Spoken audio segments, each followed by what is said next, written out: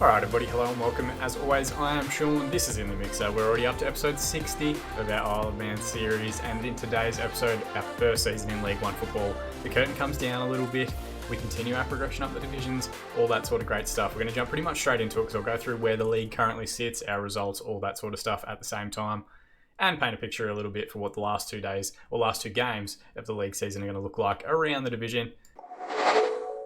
Right, so as you guys can see here, we're currently in 10th spot. We set ourselves a target at the start of the season of a top 10 finish. We're currently on track for that, but at the same time, we do kind of want to finish as high as humanly possible. So if we can leapfrog Oxford in this time, if we can leapfrog MK Dons, that would be fantastic. But MK Dons, I think, is a little bit too far ahead of us at the moment. They're still challenging for a playoff position. You'd expect them to get a couple of points from their last 2 games. But if we can get ahead of Oxford and finish in 9th, I think that's a fantastic first season in League One football. We've done 7 back-to-back promotions. We've done 6 divisional titles in that time. It'll be the first time we haven't had silverware in a particular season. But as you make the jump up the divisions, it gets harder and harder each year. So I think it's a very successful season for us, and I will finish the year happy and in a good position to carry on next season with a new group of players, a talented squad with a lot of high potential, and potentially put ourselves in a better position to challenge for playoff positions or automatic promotion spots and all that sort of stuff to get us up to the championship. So we're just going to take this ride as it comes. We are currently 3 points clear of Scunthorpe, who are one spot in the division behind us. We do have a positive goal difference again, which is fantastic to see.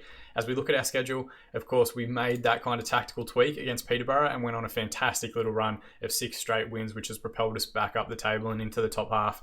It did come to an end last time out against Wimbledon. Janeel Bennett, who actually used to play for us last season, who we sold to Wimbledon when they got promoted, he was the bane of our existence in the last game. His double was enough to get them beyond us. We had enough chances. We went attacking. We went very, very heavy attacking towards the end of the game as well, and just couldn't find the goals to eventually get us through or get any points. So we knew that run had come to an end eventually, and unfortunately, it's now finished. But we pick ourselves up, we go again, and we try and get maximum points in these last 2 games. QPR are currently sitting in 18th. I don't think they can physically actually get out of the playoff positions. They're out of the relegation positions. I don't physically think they can get relegated as is, so they haven't got a tremendous amount to play for other than pride as well. It is actually, I think, their last game of the season. They've already played 43, so they've secured their safety and should be absolutely fine. And then we've got Mansfield, who are currently in 12th spot. As things currently stand, they would need us to lose both our games and they win both of theirs to jump above us into those top 10 finish positions. But I think we're still in a decent run of form. Even with that defeat in our last 5, we've won 4 of them. So we're in a good position, and we're actually welcoming back quite a bit of the squad. You can see here most players are available, ready to go. We've had international call-ups, we've had injuries, we've had suspensions, we've had all kinds of shit, but I think we can get our first choice 11 out there and ready to go for this game. I'm going to try and show you guys as much as humanly possible. This is potentially what we've been using with Jim Strain, playing as like an advanced left winger, because Sam Taylor has of course been injured, but now that Taylor's back, we can potentially revert to something similar to this. We'll see what our assistant suggests, and then we'll kind of work through it from there. So they've gone with Wright, McCluskey, Taylor, and Preston Kelly. Is Robertson still out injured? We might as well bring him back in. He was playing well before he got that injury. Put him on a ball-winning midfielder on defend, and it gives us a midfield 4 that are all comfortable in their positions, a defensive 4 that are all pretty comfortable in their positions. We'll go with Taylor as the stopper, and we'll go with Preston Kelly as the wing back on defend. I gave Preston Kelly a rest in the last game, and they hurt us quite a bit on that right wing. So hindsight being 2020, maybe we shouldn't have done that, but at least we can bring him back in for these last 2 games, hopefully get a good performance and see where we're at from there. We're going to do the same thing for our positive mentality, because I have been using it quite a bit once we go ahead or once we're trying to defend a lead in the second half. And the only one that we can't do anything with are Wright, who doesn't have a preferred role, and of course Dominic Knowles, who doesn't have one either. On the bench, what have we got? We've got 2 keepers. We probably don't need that, so we'll take him off. We've got Coates, who's been magnificent for us, and I probably should have started more often throughout the course of the season, if I'm being honest. We've got Strain, who's done a fantastic job for us on the wings. They've gone with Hayward. I'm going to put Munoz on because he can do both roles and he can play a little bit further forward if we need him to as well.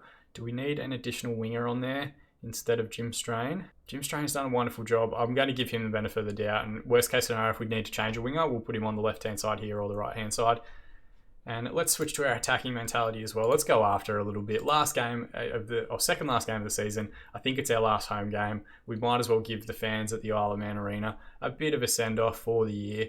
They're playing a 4-2-3-1. We have played these guys a couple of times and they've given us some trouble. TheFMEditor has scored against us a couple of times this year. I think the one goal for the season was actually against us, a winner earlier in the year. They've got Harry Burgoyne in goal, who's an excellent player. We had him last season in a #United series. We tried to get him a couple of times when he got released from Wolves this year as well. An excellent goalkeeper at all levels of the game. Owen Hesketh on the right-hand side looks to be very good. Ex-Man City, ex-Wolves junior. Usually number 10, they're playing him on the wing. Good first touch, good natural fitness, good acceleration. Those are the ones jumping out at me right there. Coley is their number 10 and their captain, 22-year-old Nigerian youth international. Looks solid, not spectacular though. 17 acceleration, 16 pace are the two big highlights there. And the man leading the line up top, Martin Sponsel, their player of the season so far. On loan from Newcastle, £1.4 million rated. Newcastle picked him up from Liverpool, so we're starting to see regens not just come through, but also starting to make transfers between different games, between different levels as well. 18 dribbling, 16 first touch. We're going to have to keep an eye on him. I don't think it's a massive surprise that he's got their highest average rating for the season. But having said that, passionately, let's say, or assertively, let's say, what can we do? Calm, let's say. Expect to see much better performance for you today. That's the one I'm looking for.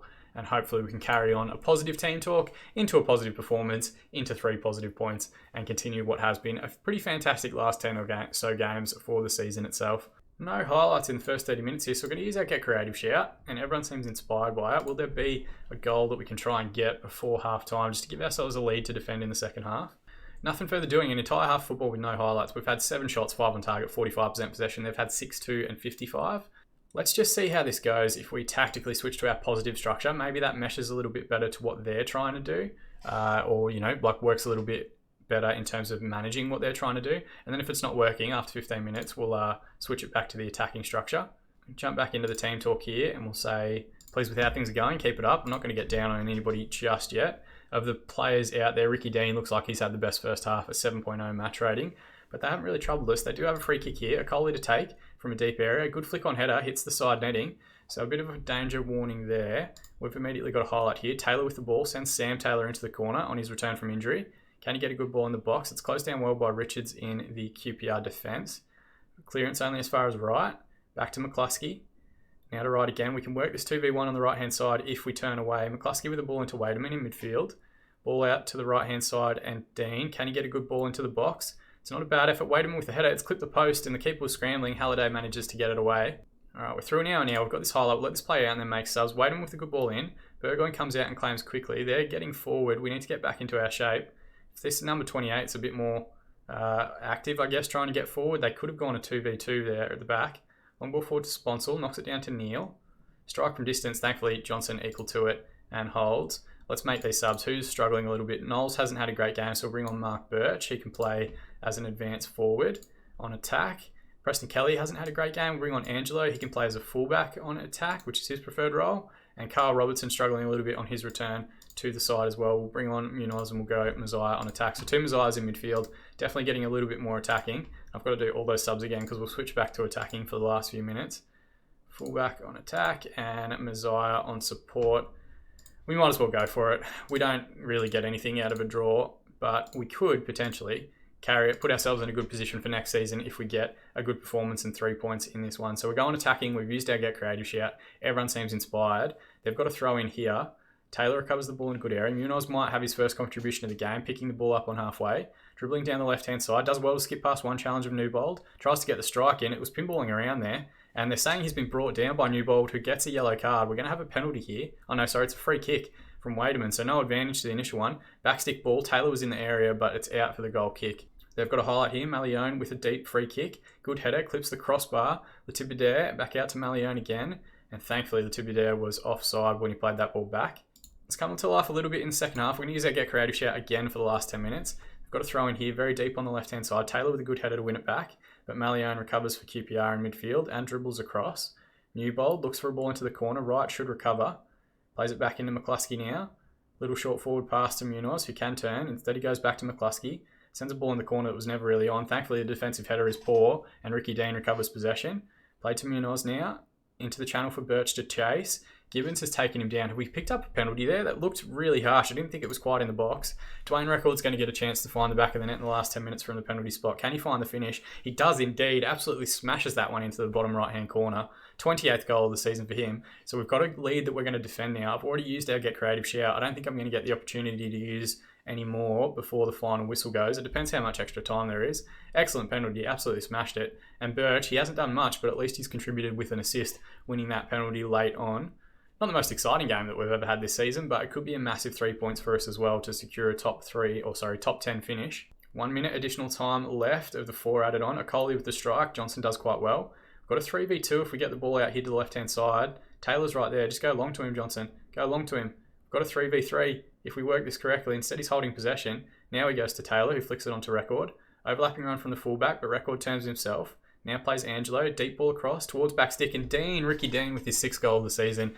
He has been, since we switched him to a winger on support, for whatever reason, he is scoring so much more than he was on the attacking role. Record does quite well here. Plays it back to Angelo. Good deep ball across. The defence, Latiba, who we spoke about in the build-up, misses his header, and Dean smashes that one home to give us a 2-goal advantage. And that should be enough to get us through to full time. There's a highlight here immediately from kickoff. I'm hopeful it's just going to be the final whistle. Ball in, Dean with a good header. Ryder from distance. Looks out left. Angelo should recover. Long clearance towards Birch. Latiba that time does get to the header. Malione comes forward. Gets the strike away, and that should be it, ref. You're well and truly over. He does. He calls full time and a good 2-0 victory. 13 shots, 8 on target, 48% possession. 17, 5 and 52% for QPR. I'm going to say people had written us off and you proved them all wrong. Well done. And that puts us in a good position for the last day of the season. We saw Oxford actually got a good result in their game as well, an additional point to keep above us. They must have drawn with Peterborough because Peterborough have now dropped down into 3rd spot. Millwall, Sunderland, Peterborough all level on 74 points. All relatively close goal differences. The last game of the season is, I think, going to decide the league title. Hull, MK Dons, Plymouth and Wigan and Rotherham as well are vying for those last playoff positions. So this is an incredibly tight division.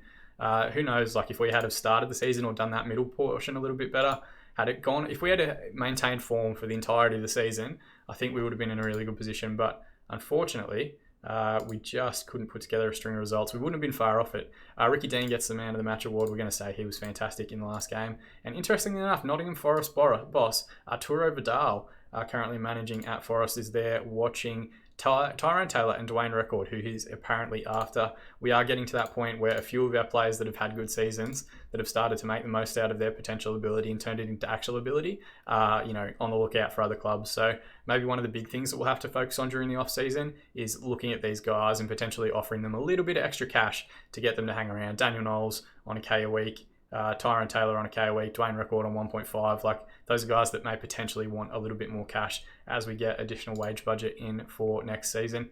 Won't worry about that too much now though. Magic Betting will jump forward to the game to finish off the season away at Mansfield. Alright, just like that, we're a week ahead. Only the one change, Barnes comes in and he'll play as a no-nonsense fullback instead of Wright, who is unfortunately suspended due to yellow cards throughout the course of the season. Mansfield look relatively strong. They've got back here Jack Ruddy in goal, who looks to be a fairly solid goalkeeper. 17 aerial reach, 17 jumping reach.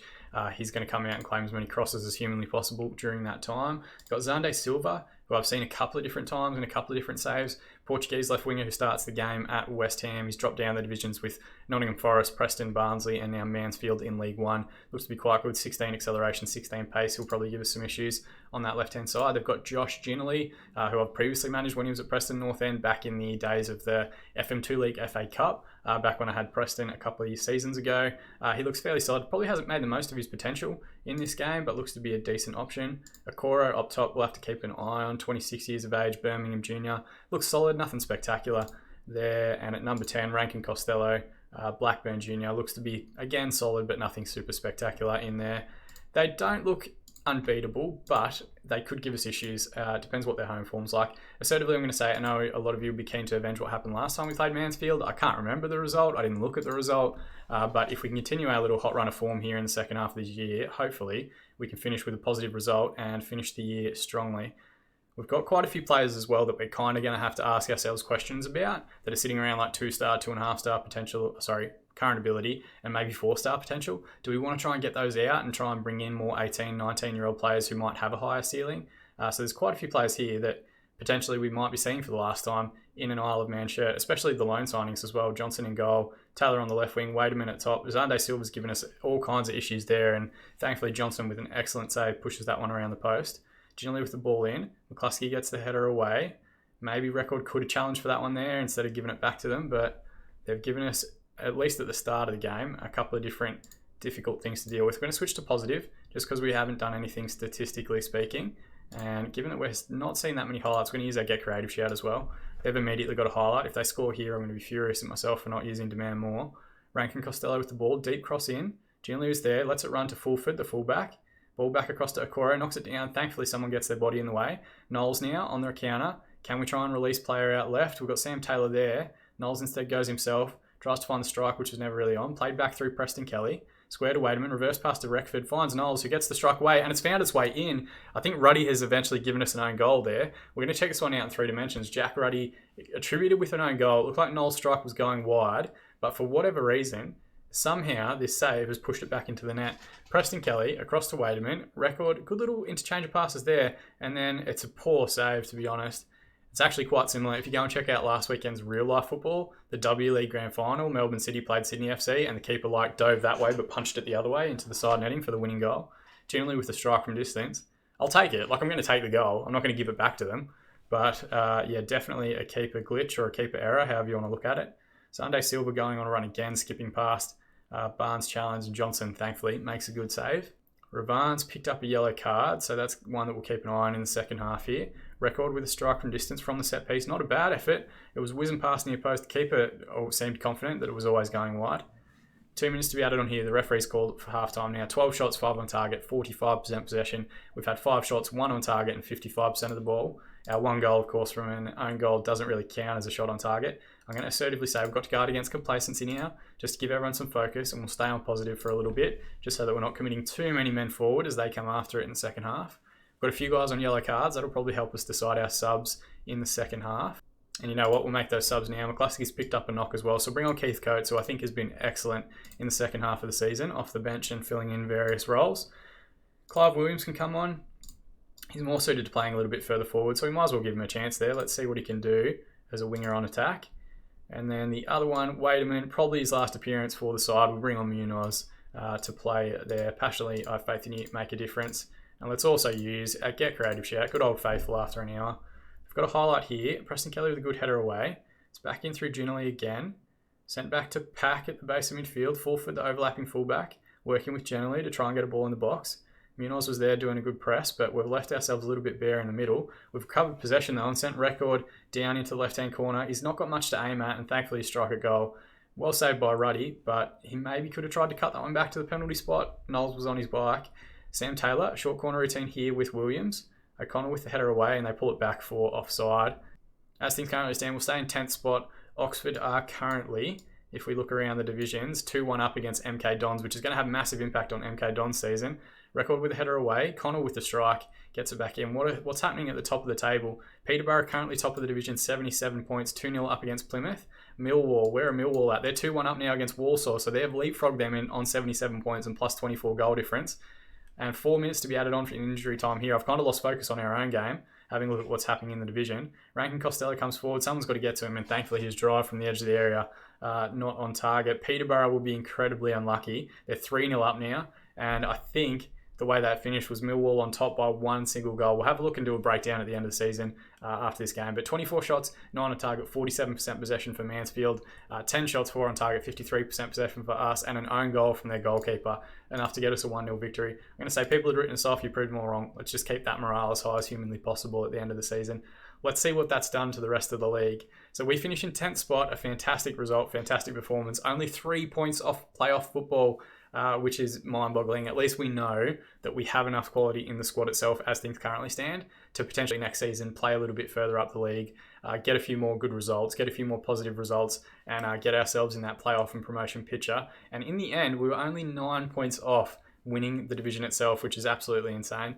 It does finish with Millwall champions of the division, plus 24 goal difference is enough to beat Peterborough by 1 goal. And then a little bit further back, Sunderland, Rotherham, Hull and MK Dons are the teams that work their way into the playoff positions.